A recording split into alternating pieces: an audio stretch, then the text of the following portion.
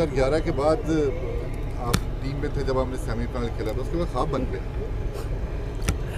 देखिए करना चाहिए था। I think there was a good opportunity, क्योंकि आप लोगों के पास 9 मैचेस थे और 9 मैचेस में से आपको 5 मैचेस जीत के जो है वो क्वालिफाई कर लेना चाहिए था। बट अनफॉर्चुनेट रहा इस पूरे टूर्नामेंट में कि जिस तरीके से जो एक्सपेक्टेशंस थी उनके ऊपर हम लोग क्लिक नहीं कर सके। तो होपफुली लेट्स सी कि अब आने वाले वर्ल्ड कप में देखने के क्या होगा। तब्दीलियाँ वक्त की ज़रूरत, तब्दीलियाँ इस मसले का हल है या हमें कहाँ कोई सिस्टम तब्दील करना है?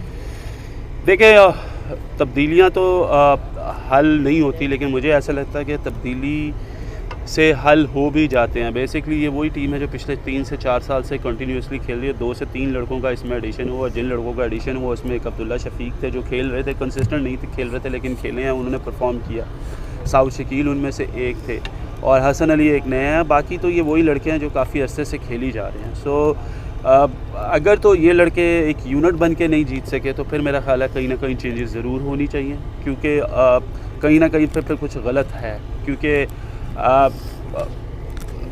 हमारी ये जो जितनी भी सिलेक्शन होती है वो सिर्फ T20 फॉर्मेट से होती है और बस फिर हम लोग उस T20 फॉर्मेट के ऊपर ही रह जाते हैं और उन्हीं के ऊपर से हम फिर टीमें बनाते हैं। तो फिर अगर ऐसा होता है तो फिर आप ऐसे रिजल्ट्स के लिए तैयार भी रहा करें। तब्दीली आप समझते हैं तब्दीली मिकी आर्थर की या बाबर आजम की या दोनों की? देखिए तब्दीलियाँ जो है वो अब क्या होती है ये तो पाकिस्तान क्रिकेट बोर्ड जाने के क्या बेहतर है क्या बेहतर नहीं है, किसको रखना है किसको निकालना है, ये उनका फेल है।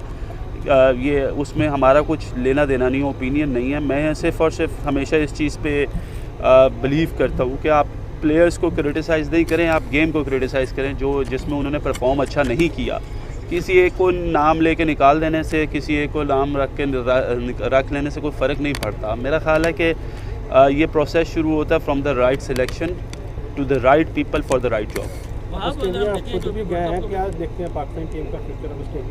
देखिए ऑस्ट्रेलिया हमेशा से पाकिस्तान के लिए एक बहुत टफ़ टूर है और ये भी टफ़ टूर ही रहेगा, इसमें कोई दो राय नहीं है। मैंने नहीं कहा कि कुछ ख़ास फ़र्क पड़ेगा। ऑल यू नीड है कि जो भी लड़के जाएँ वो वहाँ पे जाके कोशिश करें कि इम्पैक्ट क्रिएट करें। इम्पैक्ट हो सकता है मैच जीत के इम्पैक्ट ना हो, लेकिन प्रोफेशनली परफॉर्मेंस का जो इम्पैक्ट होगा वो उनके लिए एक सेल्फ कॉन्फिडेंस बूस्टर होगा जो उनको आगे लेके चल सकेगा। अब हम देखें अभी हमने वर्ल्ड कप देखा है 350 एवरेज रन हो रहे हैं, लेकिन पिछले 5 साल से ये 5वां साल है मुसलसल हमारा जो डोमेस्टिक वनडे टूर्नामेंट होता है वो हो रहा है अहमदाबाद में, पिंडी में, जहाँ पे सुबह आपने टॉस जीता था मैच जीत। अब समझते हैं इसी किस्म की हिकमत बना के हम दुनिया का मुकाबला कर सकते हैं, जब दुनिया 450 की एवरेज में खेल रही है, हम 250 करके वहाँ मैच जीते। देखिए डोमेस्टिक की अगर आपने बात की है तो बड़े फ्लॉज रहे हैं। हम लोगों ने तो 5 टीमों के साथ भी खेला जिधर हमने लड़कों को चांस ही नहीं दिया और फिर हम बातें करते हैं कि जी हमारे पास टैलेंट बहुत है। तो बात यह है कि ये तो कोई पहली दफ़ा नहीं हुआ कि सुबह 9 बजे मैच हुआ या 10 बजे हुआ, टॉस जीता और दूसरी टीम हार गई है। ये तो थ्रू आउट मेरा ख्याल है जब से मैं भी खेल रहा था तब से ये चीज़ें होती रहती हैं।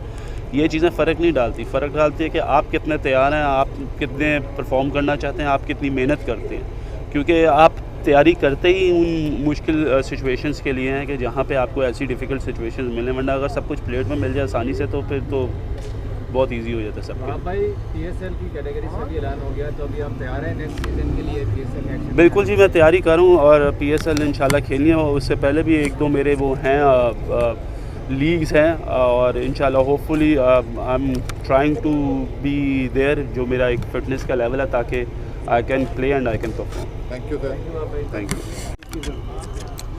देखिए बिल्कुल यहाँ पे मैं आज आया हूँ, स्कूल गवर्नमेंट हाई स्कूल में आया हूँ और आके फैसिलिटीज़ देखी। एक तो यहाँ पे स्पोर्ट्स वर्ल्ड पंजाब की जो हॉकी की 7 साइड है वो बहुत अच्छी है, लेकिन ऑब्वियसली उसके साथ साथ जो बाकी फैसिलिटीज़ देखी हैं उसमें जो ग्राउंड है वो है तो सही, लेकिन वो पूरा अच्छे तरीके से मेंटेन नहीं है। और ऑब्वियसली यहाँ पे जो हमारे DO लाहौर हैं वो यहाँ पे जो स्पोर्ट्स टीचर हैं उनसे मुलाकात करेंगे और उनसे पूछेंगे कि उन लोगों को किस किस चीज़ों की जो है वो इश्यूज़ हैं और इंशाल्लाह कोशिश करेंगे कि हम लोग उन इश्यूज़ को यहाँ पर रिजॉल्व कर सकें। वहाँ भी इधर आके हमें पता चला कि हॉकी कितनी अच्छी आपसे ट्रफ है, कोई स्कूल की ना तो कोई टीम है ना ही कोई उनका जो बच्चे यहाँ पर ट्रेनिंग करते हैं, तो हमें पता चला शायद हमारी नाक़िस इल्म हो इसका।